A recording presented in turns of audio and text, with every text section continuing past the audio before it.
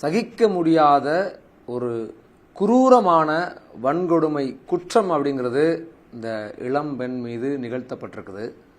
Pallavaram MLA இவனுடைய மகன், அவங்களுடைய மருமகள், முக்கியமாக அந்த மருமகள் மிக அதி உச்சமான கொடுமைகளை சகிக்கவே முடியாது, நம்மளால் காதால் கேட்க முடியாத அளவுக்கான கொடுமைகளை இந்த இளம்பெண் மேலே நிகழ்த்தியிருக்காங்க. ஒரு 8 மாசமா அவங்க மீண்டு வந்திருக்காங்க. எவிடன்ஸ் அமைப்பு அவர்களை மீட்டு கொண்டு வந்து அது தொடர்பான புகார்களை தமிழக அரசுக்கும் டிஜிபிக்கும் தலைமைச் செயலர் கொடுத்துருக்காங்க. அந்த பொண்ணு எவ்வளவு கஷ்டப்பட்டாங்க அப்படிங்கிறது வெளியே வந்து அவங்க சொல்லும்போது ஒரு வார்த்தை சொல்றாங்க, இன்னொரு பொண்ணுக்கு இது நடக்கக்கூடாது, அதுக்காக தான் நான் பேசுறேன் அப்படிங்கிறாங்க. என்ன நடந்துச்சு அப்படிங்கிறது வெளி உலகத்துக்கு தெரிய வேண்டியது இருக்குது. அவங்க மேல அதுக்கான தகுந்த சட்ட நடவடிக்கை கடுமையாக எடுக்கப்பட வேண்டியது இருக்கிறதுக்காக அவங்களோட நம்ம உரையாட வேண்டியிருக்குது. வணக்கம்மா. ஏன் அவங்க அவ்வளவு தூரத்துக்கு உங்களை கொடுமைப்படுத்தணுன்ற நிலைக்கு போறாங்க?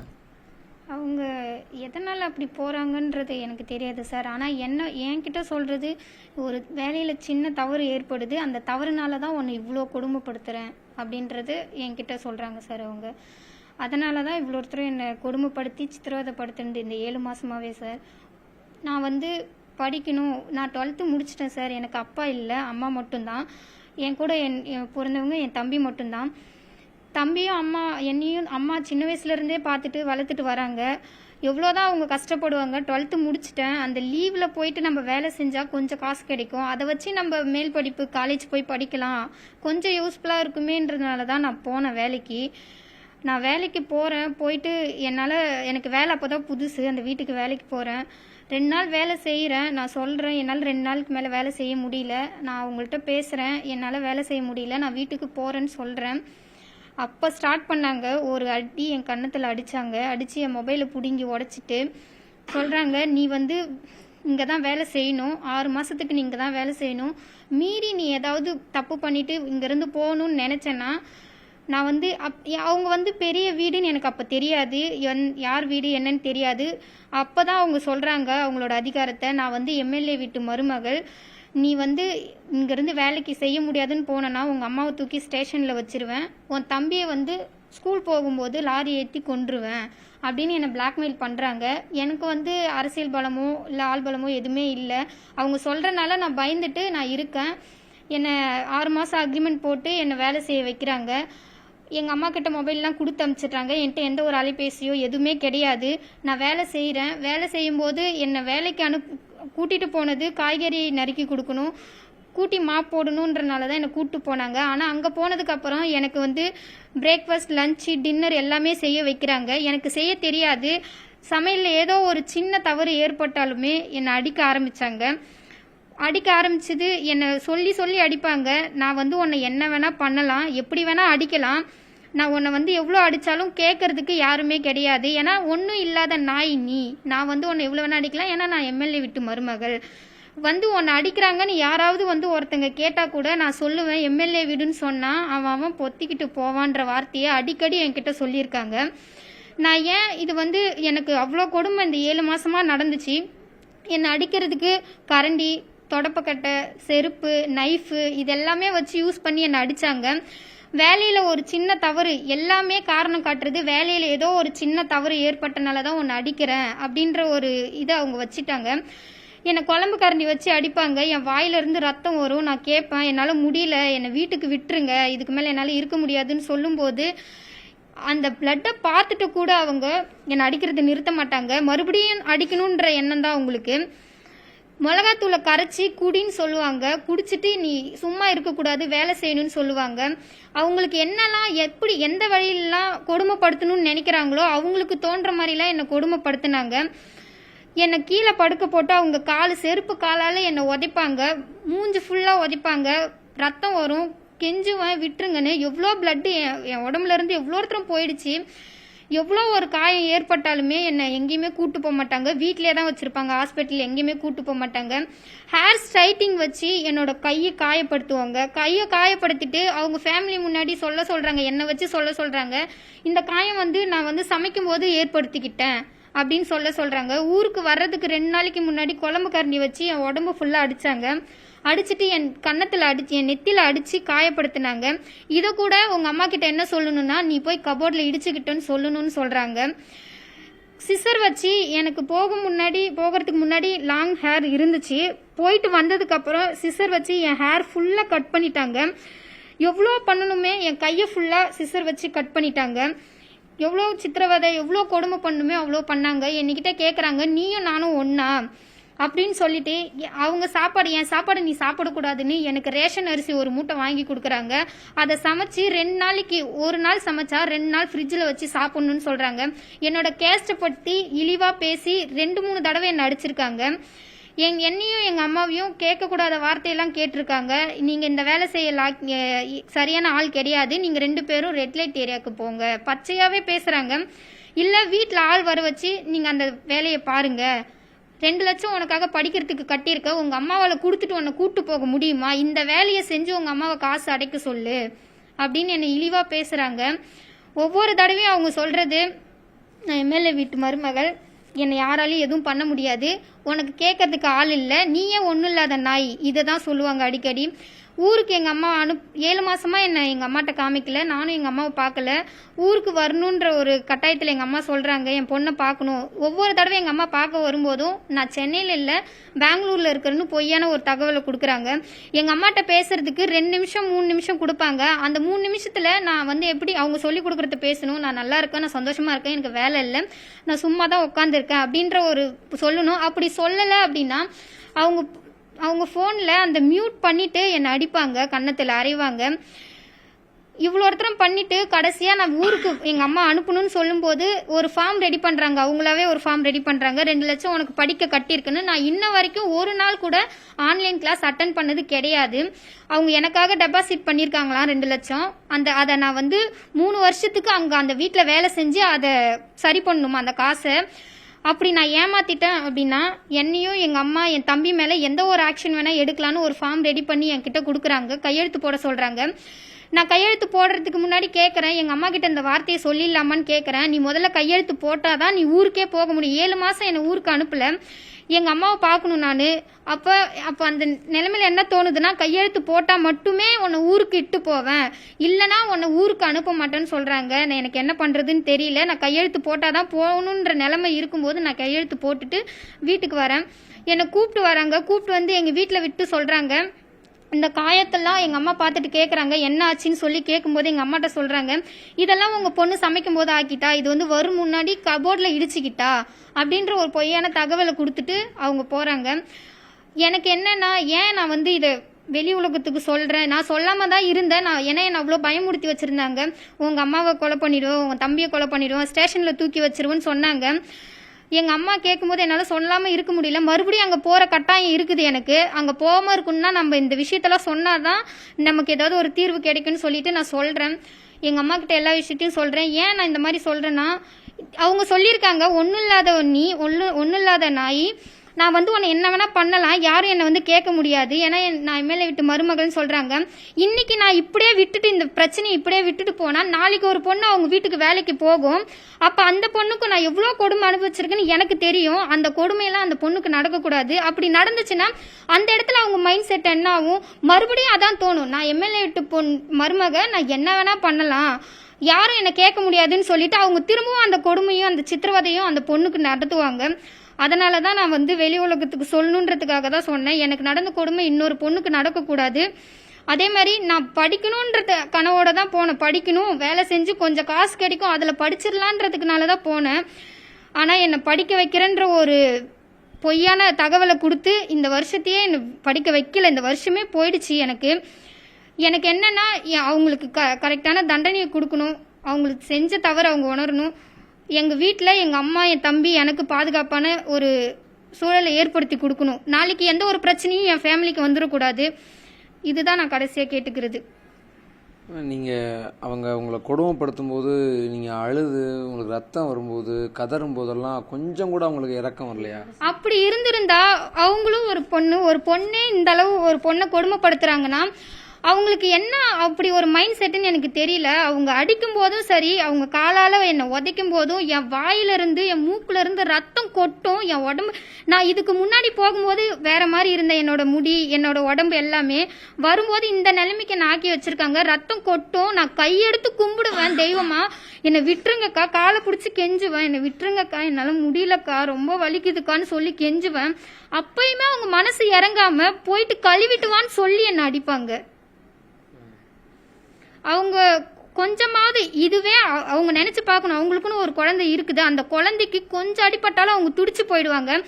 இந்த மாதிரி கொடுமை அந்த பொண்ணுக்கு நடந்தா அவங்களால ஏத்துக்க முடியுமா? அப்ப அந்த சூழ்நிலை இருந்து யோசிச்சு பார்க்கணும். அப்ப அவங்க அம்மாவுக்கு எவ்வளவு கஷ்டமா இருக்கும், இல்ல அந்த பொண்ணு இவ்வளவு கொடுமைப்படுத்துருமே, அந்த பொண்ணுக்கு எவ்வளவு வலிக்கும் அப்படின்னு அவங்க யோசிச்சு பார்த்திருந்தாங்கன்னா என் மேல கை வைக்க இது பண்ணிருப்பாங்க. அவங்க நினைச்சிட்டாங்க ஒன்னும் இல்லாததானே, யாரு கேட்க போறா, எப்படி வேணா நம்ம பண்ணிக்கலாம் அப்படின்ற ஒரு இதுல தான் அவங்க பண்ணாங்க இந்த மாதிரி எல்லாமே. அம்மா, நீங்கள் இப்போது கொண்டு வந்து உங்கள் பொண்ணை 8 மாதம் கழித்து அவங்க கொண்டு வந்து உங்ககிட்ட விடும்போது பார்த்த அந்த நிமிஷம் உங்களுக்கு எப்படி இருந்தது? அது பார்த்த உடனே என் மனசு தாங்களோ, ஐயோ என்னாச்சு என் பொண்ணுங்க என்னாச்சுன்னுக்குள்ள அவங்க தாயையும் அந்த பொண்ணோட நானாங்க, உன் பொண்ணை தான் சூடு வச்சுக்கிட்டா, உன் பொண்ணை தான் போய் அடிச்சுக்கிட்டா கபோர்டில். இல்லைங்க சார், நானும் தான் வேலை செய்கிறேன், கபோர்ட்லேயும் எப்படி அடிக்க என் பொண்ணு அப்படின்னு அயவனம். அதெல்லாம் ஒன்றும் இல்லை செல்வி, அதெல்லாம் ஒன்றும் இல்லைன்னு அவங்களே சமாதானம் பண்ணுறாங்க. என் பொண்ணுன்னு சொல்லுது, இல்லைம்மா நானாக தான் அடிச்சுக்கிட்டேன், என்னை நம்புமா, என்னை நான் நம்ப மாட்டேன், எதே பண்ணிக்கிறாங்கன்னா இது என்னை சமாதானம் பண்ணிடுச்சு. திருப்பி மறாநாத்து நான் ஐவன் இப்படியே இருந்தான். என் பொண்ணு நான் ஒரு சும்மா சாதாரண தீ போட்ட காயம் கூட நான் வச்சதில்லை, ஒரு வேலைக்கு அனுப்பினதில்ல. நானாக கஷ்டப்பட்டு சம்பாரிச்சு தான் என் பிள்ளைங்களை வளர்த்தான். நான் வேலைக்குன்னா நான் அனுப்பவே இல்லை, அது இஷ்டமாக தான் நான் போகிறேம்மான்னு கட்டாயம் பண்ணி தான் அது போணுச்சு. ஆனால் ஏஜென்ட் அம்மா மேலேயும் எந்த தப்பு இல்லைண்ணா, எங்கள் கஷ்ட சுயநலத்துக்கு தான் நாங்கள் வேலைக்கு அனுப்பினோம், அவங்க மேலே எந்த தப்பும் கிடையாது. இவங்க இப்படிலாம் செய்வாங்களான்றது எனக்கு நம்ப முடியல. ஆனால் அவங்க அந்த அளவுக்கு உயிர் போகிற அளவுக்கு அடிச்சுக்கிறாங்க. அவங்களும் ஒரு பொண்ணு வச்சுக்கிட்டாங்களா சார், அந்த தப்பு நாங்கள் ஒரு அடி அந்த பொண்ணு மேலே அடித்தாலும் அவங்க எங்களை சும்மா விட்டுருவாங்களா? நீங்களே சொல்லுங்கள் சார். அப்போ நாங்கள் கஷ்டக்காரங்களை தெரிஞ்சு தானே இவ்வளோ கொடுமை பண்ணிக்கிறாங்க. இதுக்கு நியாயம் வேணும் சார், இதுக்கு தீர்வு வேணும், எங்களுக்கு பாதுகாப்பு வேணும் சார். இதுக்கு மேலே என்னால் பேசக்கூடிய என்னால் முடியல சார், நானே மென்டலாக ஆகிடும் பழகுது சார். அது இப்போ இந்த ஒரு வாரமாக என்னால் பேச முடியல, என்னால் நின்று கூட யாருக்கு பதில் சொல்ல முடியல சார். என் வவுரெலாம் எரியுது சார். இந்தபடி கூட ராசிதம் பொம்பளை இருப்பாளான்றது தான் எனக்கு கேள்வி. நாங்கள் யாருக்கு என்ன சார் துரோகம் பண்ண, யாருக்கு என்ன பண்ண பாவம் பண்ண, எதனால் ஒரு பச்சை பாலகத்தை இவ்வளோ துடிக்கி அடித்து போட்டுக்கிறேன். உயிர் போகிற அளவுக்கு என் பொண்ணு காலை பிடிச்சிட்டு கெஞ்சிக்கிறா கதிரிக்கிறா. அப்போ கூட அந்த பொம்பளைக்கு மனசாட்சின்றதே கிடையாது சார். இது இவ பொம்பளையா இல்லை ரவடியான்னு கூட எனக்கு சொல்ல தெரியல சார். இதுக்கு மேலேயே அது எனக்கு கேட்காது சார். நானே மென்டலாக ஹாஸ்பிட்டலுக்கு கூட போயிடும் பழகுது. எவ்வளோ கொடுமை பண்ணிக்கிறேன் நானும், எவ்வளோ திருப்பி நான் ஃபோன் பண்ணி கேட்டுக்கிறேன்.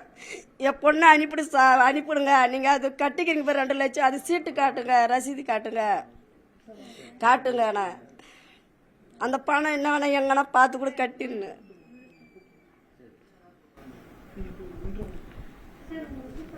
அவங்க அந்த பொண்ணை வந்து ஈவு இரக்கம் இல்லாமல், எந்தவித கருணையும் இல்லாமல் குரூரமான வன்கொடுமைகளை பொண்ணு மீது நடத்தியிருக்காங்க. 8 மாதமாக வீட்டுக்குள்ளே அடைச்சி வச்சு அவங்களுக்கு நம்மளால் இதை இன்னைக்கு இந்த நூற்றாண்டில் இதெல்லாம் காதால் கேட்க முடியுமாங்கிற அளவுக்கான கொடுமைகள் நடந்திருக்கு.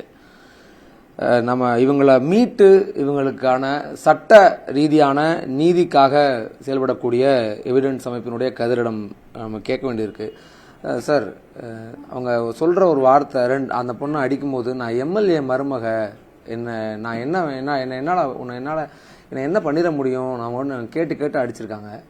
இந்த தாட் எங்கேருந்து சார் வருது? இவ்வளவு சட்டங்கள் இருக்குது, எதுவும் எல்லா குற்றவாளிகளும் தண்டிக்கப்படுவாங்கன்னு இருக்கிற நிலைமையில் உங்களுக்கு இந்த தாட் இவ்வளோ தைரியம் எப்படி சார்? அரசியல் கொடுக்கிற துணிச்சல் தான், அரசியல் அதிகாரம், அரசியல் பலம், ஆளுங்கட்சியில் இருக்கிறோம் என்கிற திமிர், இந்த இம்ப்யூனிட்டின்னு சொல்லுவாங்க பாருங்கள், இந்த தெனாவட்டு, இதுதான் முட்டுறதுக்கு காரணம். ஒரு குழந்தைய 17 வயசு குழந்தை அவங்க வீட்டில் வேலை பார்க்கும்போது பார்த்தீங்கன்னாக்க கிட்டத்தட்ட 8 மாதம் கடுமையாக அடிக்கிறாங்க. டெய்லி அடி தான், உடம்பு முழுவதும் ரத்தம், தலைமுடியை வந்து பிச்சு போட்டிருக்கிறாங்க, மிளகாயை வந்து மிளகாத்தூளை கரைச்சி மேலே ஊற்றிருக்கிறாங்க.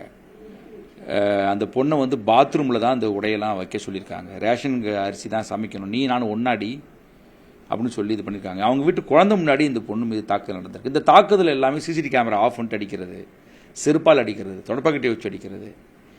இதெல்லாம் என்னன்னா, அவங்க எடுத்த உடனே நான் வந்து எம்எல்ஏவுடைய மருமக, என் வீட்டுக்கார யார் தெரியுமா, நான் யார் தெரியுமா, நீ இல்லாதவ அப்படின்ற இடம் இருக்கு பாருங்க. இந்த துணிச்சல் எங்கே வருது அப்படின்னாக்க 2-3 காரணங்கள். ஒன்று அந்த ஷாதி என்கிற திமிர் ஆதிக்கம், இன்னொன்று பணம் என்கிற திமிர் ஆதிக்கம், மூணாவது என்னன்னாக்கா நான் ஆளுங்கட்சி தானே, எங்கள்கிட்ட தானே எல்லாமே இருக்குங்கிற அந்த அந்த திமிர். இந்த 3 திமிரும் சேர்ந்து தான் இந்த அளவுக்கு வந்து ஒரு வன்முறையை வந்து நடத்தி இருக்கு. அவர் என்ன சொல்றாரு, நான் வந்து எனக்கு அதுக்கு சம்பந்தம் கிடையாது. உண்மையாலுமே அவர் நேரடியாக எந்த வன்முறை ஈடுபடலை. எங்களுடைய ஆய்வுலையும் சரி பாதிக்கப்பட்ட மக்களும் சொல்றாங்க அது இல்லை, நாங்களும் ஒத்துக்கிறோம். நீங்க அந்த வீட்டுக்கு 3 முறை போயிருக்கீங்க இந்த 7 மாசத்துல. என்னடா நம்ம வீட்டில் ஒரு சின்ன பொண்ணு இருக்கு, வேலைக்கு வந்திருக்கு, நீங்க தான் சமூக நீதி பேசுறீங்க, நீங்க தான் விமன் எம்பவர்மெண்ட் பேசுறீங்க, நீங்க தான் சைல்ட் ரைட்ஸ் பேசுறீங்க, ஒரு குழந்தை நம்ம வீட்டில் வந்து வேலைக்கு வந்திருக்கு, இது யாருன்ற அறிவு வந்து அவருக்கு இருந்திருக்கணும். இந்த குழந்தை யார் அப்படின்னு ஒரு கேள்வி கேட்டிருக்கணும். அந்த பொண்ணு யார்? அப்போ நீங்கள் வந்து என்னன்னாக்கா, நீங்கள் படிக்க வைக்கணும்னு சொல்லி தான் கூட்டு வந்து சீட் பண்ணி படிக்கவும் வைக்காம, ஒரு நல்லா நினச்சி பாருங்கள், இவ்வளோ பணம் வச்சிருக்கிற ஆள் ஒன்றும் இல்லாத மக்கள்கிட்ட உடைப்பை சுரண்டிட்டு ஒத்த பைசா கூட கொடுக்கல என்கிற அந்த இடம் இருக்கு பாருங்க. அப்போ இதுவரை அவங்க சம்பாதிச்ச பணம்னா எப்படியாப்பட்ட பணம்? நான் என்ன கேட்குறேன்னா, நீ இந்த நூற்றாண்டில் இப்படி பண்ணுற அப்படின்னா, இன்னும் ஒரு 50 வருஷம் 100 வருஷத்துக்கு முன்னாடி ஒடுக்கப்பட்ட தலித் மக்களை இந்த சாதியை பயன்படுத்திட்டு நீ என்னென்னலாம் பண்ணியிருப்ப, ஏற்றிருப்ப. ஒத்த பைசா கொடுக்கல. இவங்க எங்கே வந்து ஏன்னா மாதம் 16,000 பேசுனீங்க. இந்த புள்ள போனதே வந்து நீங்கள் நல்லா பாருங்கள், நம்முடைய தமிழ்நாட்டினுடைய கல்வி சூழல் என்னவா இருக்குது அப்படின்னா, நான் வேலை செஞ்சு படிச்சுட்டு அந்த காசை வச்சுட்டு மேற்படிப்பு படிக்க போகிறோன்னு சொல்கிறா பாருங்க. அந்த இடத்துல நம்ம எல்லாம் தோத்துட்டோங்க. நம்மளும் குற்றவாளி தான். நான் மறுபடியும் நம்ம சொல்கிறோம், எஜுகேஷன் வந்துட்டு ஃப்ரீயாக்குங்க, குழந்தைகளை படிக்க வைக்கணும், கட்டாய இலவச தரமான கல்வி அவங்களுக்கு கனவு இருக்குன்னுலாம் சொல்கிறோம் பாருங்க. தமிழ் சமூகத்தில் எவ்வளோ பேசுகிற அந்த நாட்டில், இந்திய சமூகத்தில், நான் வீட்டு வேலை செஞ்சு அது 1 வருஷம் வேலையை செஞ்சு அதில் வர்ற காசை எடுத்து கொண்டு போய் நான் படிக்க வைக்கிறேன் அப்படின்ற ஒரு இடம் இருக்கு பாருங்க. அது ரொம்ப சோகமான துயரமான இடம் அந்த இடம். அப்போ அவ ஒரு கல்விக்காக தங்கிட்டு இருக்கிற ரத்தத்தெல்லாம் கொடுக்குறான், தன் கல்விக்காக தன்னுடைய மாண்பெல்லாம் பறி போறாள். இந்த கல்விக்காக சமத்துவத்தை பழி கொடுத்துட்டா, அவமானத்தை சந்திச்சிருக்கிறா, உடம்புல முழுக்க காயம், கேவலமான வசி சொற்கள், ஆபாசமா பேசி. எத்தனை ஆபாசம், எவ்வளவு கேவலமா பேச முடியும்? அவங்க வீட்டில் ஒரு 4 வயசு குழந்தை இருக்கல, இவளும் குழந்தை தானே, 2 குழந்தையா பார்க்க முடியல இல்ல? அப்ப இந்த இம்பியூனிட்டி பேர் என்ன, இந்த திமிர் பேர் என்னன்னு கேட்கிறேன். இது வந்து ஒரு தனக்கு அரசியல் இருக்கின்ற ஒரு திமிர் தானே. இப்ப நான் தான் ஒரு பார்ட்டியா இருக்கிற பட்சத்தில் இது சிஎம்க்கு தெரியாமலாம் கிடையாது, முதலமைச்சருக்கு இந்த இன்சிடென்ட் தெரியும், மீடியாவில் வந்துருச்சு. மீடியாவில் வந்தோடனே என்ன பண்ணும், அவர் முதல்ல என்ன செஞ்சிருக்கணும், நான் கண்டிக்கிறேன், யாராக இருந்தாலும் நடவடிக்கை எடுப்பேன், எஃப்ஐஆரை போட்டு. இன்னைக்கு எஃப்ஐஆர் போடுறாங்களா, அதுவும் இந்த பத்திரிகையாளர் சந்திப்பு கூட்டம் நடத்துறோன்றதுக்காக நீ வேகமாக எஃப்ஐஆர் போட்டது. இந்த பத்திரிகையாளர் சந்திப்பு கூட்டம் வந்து இந்த பத்திரிகை ஒரு நடவடிக்கை எடுக்கலன்றதை வந்து தோல் இருக்கிறதுக்காக போட்ட உடனே அவசரமா இன்னைக்கு எஃப்ஐஆர் போட முடியல. ஏன் அரெஸ்ட் பண்ணல? 8 மாசமா ஒரு சித்திரவதை முகாம் மாதிரி ஒரு வீட்டுக்குள்ள வச்சிருக்கீங்க அப்படின்னா, அப்ப நம்ம என்னங்க சமூக நீதி பேசுறோம்? அப்ப இந்த மைண்ட் செட் ஏன் வருது அப்படின்னாக்க, பவர், பொலிட்டிக்கல் பவர் தன்கிட்ட எல்லாம் இருக்கு, அதை வச்சுட்டு என்ன வேணாலும் விலைக்கு வாங்கிட முடியும். சார், நீங்கள் இந்த இஷ்யூவை நீங்கள் ஆய்வு பண்ணதுலேருந்து அந்த லேடிக்கு என்ன பிரச்சனை? அவங்க வந்து சிசிடிவி கேமராவை ஆஃப் பண்ணிட்டு அடிக்கிறாங்க, குடும்பத்தார் அவங்களுக்கு அவங்க அதை தெரிஞ்சு பண்ணல, குடும்பமே எல்லாம் இன்வால்வ் ஆயிருக்கான்னா அதில் பிரச்சனை இல்லை. அந்த லேடிக்கு தனிப்பட்ட முறையில் என்ன பிரச்சனை? இல்லை, கண்டிப்பாக அந்த லேடியோட பிரச்சனையை வந்து மருத்துவர் தான் பரிசோதனை செய்யணும். நமக்கு என்ன, ஆனால் இவங்க பாதிக்கப்பட்ட மக்கள் அந்த பாப்பா அந்த மகள் சொன்னதில் வச்சு நம்ம பார்க்கும்போது என்ன தெரியுது அப்படின்னா, அவங்க 2 பேருக்கு இடையே இது பிரச்சனை ஓடுது, கணவன் மனைவிக்குள்ள. அது நமக்கு தெரியாது, அது அவங்க பிரச்சனை. ஆனால் அந்த அந்த அம்மையார் நடந்துக்கிட்ட அந்த மெத்தட் இருக்கு பாருங்க, அதெல்லாம் ஒரு இயல்பான நார்மலான பெண் இல்லை ஒரு ஆண் யாராக இருந்தாலும் அது செய்ய வேண்டிய மெத்தட் கிடையாது. ஒரு குரூர புத்தி இருக்கிற அந்த மைண்ட் செட்டில் தான் செய்ய முடியும். நாங்கள் வந்துட்டு நாங்கள் படிச்சிருக்கிறோம், எங்கள்கிட்ட பணம் இருக்குது அப்படின்றதுனாலலாம் வந்து நல்லவங்களாக இருக்க முடியாது. சிகப்பு தோளாக இருக்குது, நாங்கள் வந்து எல்லா அதிகாரமும் இருக்கு, இவ்வளோ இருக்குது அப்படின்னாக்க. ஆனால் இது செஞ்சுட்டு பலமுறை அடிச்சுட்டு அந்த பொண்ணுகிட்டே சொல்லுமா வந்து உனக்கு வலிக்குதா, உன் நல்லதுக்கு தான் செய்கிறேன். ஒவ்வொரு மணி ரத்தத்தை செஞ்சுட்டு ஒரு வாட்டி 11 மணிக்கு ஆரம்பிச்சாட்டி நேற்று 10 மணி வரை அடிச்சிருக்கு. அவன் வீட்டுக்காரனுக்கு தெரியுது இது என்ன இவ்வளோ காயம் இருக்குது, எம்எல்ஏ நீ வந்திருக்கல்ல, ஒரு பிள்ளைய நீ பார்க்கறல்ல, என்ன இவ்வளோ புள்ள காயமாக இருக்குது. இப்போ நம்ம வீட்டில் ஒரு குழந்தைக்கு அந்த மாதிரி காயம் இருந்துச்சுன்னா நம்ம பொறுத்துக்குமா? அதனால் அந்த அம்மையாருக்கு என்ன இருக்குன்றதை வந்துட்டு கண்டிப்பாக அவங்க வந்து ஒரு ஆய்வுக்கு மேற்கொள்ளணும். இந்த இந்த இந்த இந்த இந்த இதை வந்து அதுக்கு பிறகு இப்போ நான் கேள்விப்படுறது என்ன அப்படின்னா, அந்த ஏஜென்ட்டுக்கிட்ட சொல்லி இவங்களுக்கு ஃபோன் வருது, என் முகத்தை மீடியாவில் கொடுத்து அசிங்கப்படுத்திட்டா, அவளை உண்டு இல்லைன்னு ஆக்காம விட மாட்டேன்னு சொல்லி அந்த ஏஜென்ட் வந்து நேற்று இவங்களுக்கு ஃபோன் பண்ணியிருக்காங்க. அப்போ நான் என்ன சொல்ல வரேன், இப்படி போட்டு ஃபோன் போட்டு சொன்ன உடனே நான் என்ன கேட்குறேன், பட்டு நீ திருந்தலை பார்த்தியா? இது இவங்க நிரந்தரமாக இவங்களுக்கு இது ஒரு முன்மாதிரி தீர்ப்பாக இருக்கணும், இல்லை முன்மாதிரி நடவடிக்கையாக இருக்கணும் அப்படின்னா இவங்களை என்ன செய்யணும்? ஒருவேளை அந்த லேடி அவங்களுக்கு மன ரீதியான பிரச்சனைகளை காமிச்சு தப்பிச்சுறதுக்கான வாய்ப்புகள்லாம் இருக்குமா? அதை எப்படி அவங்க இல்லை, அதெல்லாம் நம்ம இதில் அவங்க தப்பிக்க முடியாதுங்க. இது ஸ்ட்ராங்காக SCST ஆக்டில் வந்துட்டு அவங்க தண்டனை வாங்கி கொடுக்கணும், ஸ்டேட் வந்து பொறுப்பேற்றுக்கணும். எங்களுக்கு பப்ளிக் ப்ராசிக்யூட்டர் மேலே நம்பிக்கை இல்லாட்டா நாங்களே ஒரு பப்ளிக் பிபி வச்சுக்கலாம். SCST ஆக்டில் மேண்டேட் இருக்குது, ரூல்ஸ் இருக்குது, அது பிரகாரம் நாங்களே ஒரு பப்ளிக் ப்ராசிக்யூட்டர் நியமிச்சு இவங்களை தான் வந்து இதில் பிபியாக போடணுன்றதை நாங்கள் ஸ்டேட் கவர்மெண்ட் கிட்ட கேட்போம். 1. 2, மினிமம் சார்ஜ் ஷீட் போடுற வரையாவது அவங்களுக்கு பெயில் கொடுக்கக்கூடாது. 3, குற்றவாளிகள் சாதி பலம், பணபலம், அரசியல் பலம் 3 இருப்பதனால இவர்களுக்கான பாதுகாப்பை கொடுக்கணும். இதை நாங்கள் ரொம்ப வலியுறுத்தி விரும்புகிறோம். ஸ்டேட் கவர்மெண்ட் ரொம்ப அக்கறையோட அது அணுகி இருந்துச்சுன்னா நேற்றே வந்து அரெஸ்ட் பண்ணியிருந்தாருன்னா இன்னைக்கு இவ்வளோ விமர்சனம் வந்திருக்காது. இந்த பத்திரிகா சந்திப்பு கூட்டத்தை நடத்தியிருக்க மாட்டோம். எங்களுக்கு ஒன்றும் இது நடத்தி இது வந்து இஷ்யூ வந்து கிடையாது. இந்த இஷ்யூ வந்து எங்களுக்கு பேசுறதே ரொம்ப அவமானமாகவும் வலியாகவும் பார்க்குறோம். ஒரு பிள்ளை எவ்வளோ நேரம் தான் பேசி பேசி அழுவா, அதெல்லாம் உள்வாங்கி தான் சொல்கிறேன் நான். அப்போ நீங்கள் வந்து ஆக்ஷன் எடுத்துக்கணுமா இல்லையா? நேற்று சிஎம் வந்து ஏன் கண்டிக்கலைங்க? என்னென்னமோ பேசுகிறாருல்ல, அதை கண்டிக்கிறேன் இதை கண்டிக்கிறேன்றார்ல, ஏன் கண்டிக்கலை? நீங்கள் கண்டிச்சிருந்தீங்கன்னா அட்லீஸ்ட் ஒரு கண்டனம் அறிக்கை வந்துருந்துச்சுன்னா கூட ஒரு ஆறுதலாக இருந்திருக்கோங்க. ஒரு முதலமைச்சர் கண்டிக்கிறாருன்ட்டு இப்போ இவர் கண்டிக்காம இருக்கிறத பார்த்தா எனக்கு எல்லாமே டவுட் வருது. வேங்க வயலிருந்து எல்லா பிரச்சனையும் டவுட்டை சந்தேகத்தோடு பார்க்குறேன். இப்போ இவங்களுடைய புலன் விசாரணை எப்படி இருக்குன்றது இப்போ நல்லா தெரிய வருது. ஸோ ஸ்டேட் கவர்மெண்ட் பார்க்கணும். 2வது SCST நிதியிலேருந்து 1 கோடி ரூபாய் எடுத்து கொடுக்க சொல்கிறேன் நான். என்னன்னா அந்த எங்கள் பணம் நிறையா இருக்குங்க. தலித் மக்களுக்குன்னு இருக்கக்கூடிய பணம் அம்முட்டு பணம் இருக்குது, செலவிடப்படாமல் இருக்குது. ஒவ்வொரு முறை பட்ஜெட்டில் போய் லாஸ்ட்டு 5 இயர்ஸில் வந்து 10,000 crore SCST ஃபண்டு செலவு பண்ணப்படலை.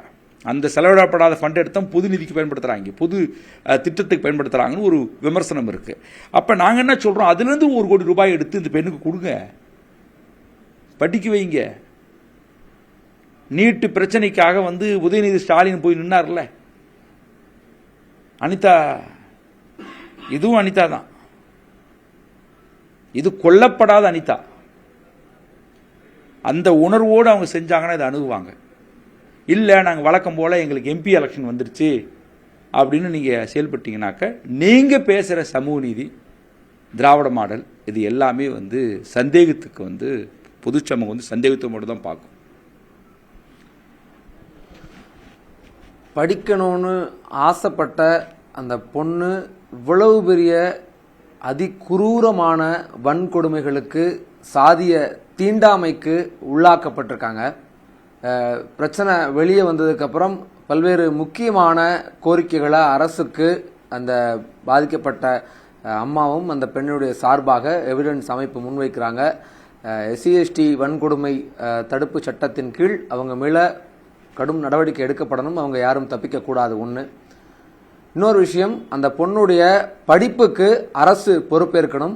1 கோடி ரூபாய் அவங்களுக்கான கல்விக்கான நிதியாக கொடுக்கப்படணும் அப்படிங்கிற கோரிக்கையை முன்வைக்கிறாங்க. இவங்க மூலியம் இந்த பாதிக்கப்பட்ட இந்த பெண்ணுக்கு இழைக்கப்பட்ட அந்த அநீதிக்கு எதிராக எடுக்கப்படக்கூடிய நடவடிக்கை என்பது இனி தமிழ்நாட்டில் ஒரு முன்மாதிரியாக இருக்க வேண்டிய அவசியத்தை இந்த வழக்குகள் உறுதிப்படுத்தணும். சமூக நீதியை இந்த வழக்கில் தமிழக அரசு எப்படி நடந்துக்கிறது வழியா அதை நிலைநாட்ட முடியும் அப்படிங்கிற ஒரு விஷயத்தை முன்வைக்கிறாங்க எவிடன்ஸ் அமைப்பு. அரசு எடுக்கும் அப்படிங்கிற ஒரு மிகப்பெரிய ஒரு நம்பிக்கை அவங்ககிட்ட இருக்கு. அதை காப்பாற்றுவாரா முதலமைச்சர் அப்படிங்கிற கேள்வி பொறுத்திருந்து பார்ப்போம். நியூஸ் 18க்காக ஹரியுடன் வெற்றி.